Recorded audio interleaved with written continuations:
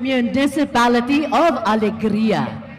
The Kawayan Festival is celebrated on December 2 and 3 in honor of Alegria's patron saints, St. Francis Xavier and St. Joseph the Worker.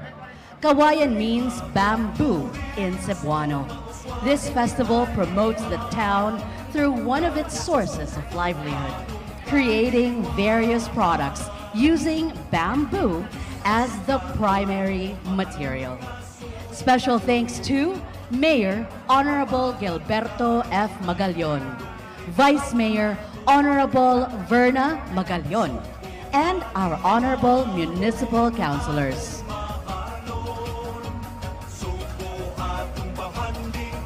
Ladies and gentlemen, contingent number 11, Kawayan Festival, Municipality of Alegria.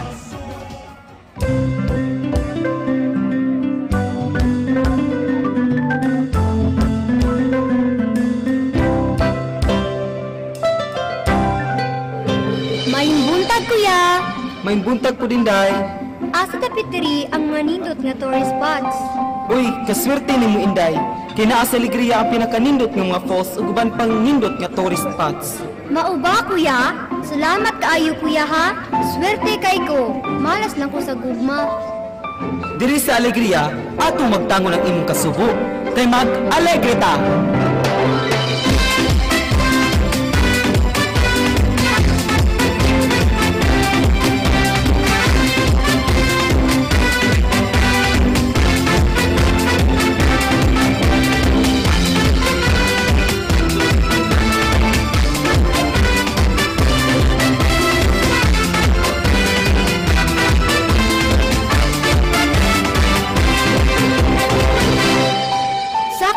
Kuya, nindot yun kaayo ang mga tourist spots dire sa Alegria.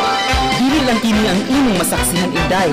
Kay dinhi sa Alegria, aktibo ang lokal nga paggamhanan sa pagsuporta sa mga nagkalain-lain nga panginabuhian sa mga Alegrianhon, sa pagsuporta sa mga lokal nga produkto sama sa gas ug oil.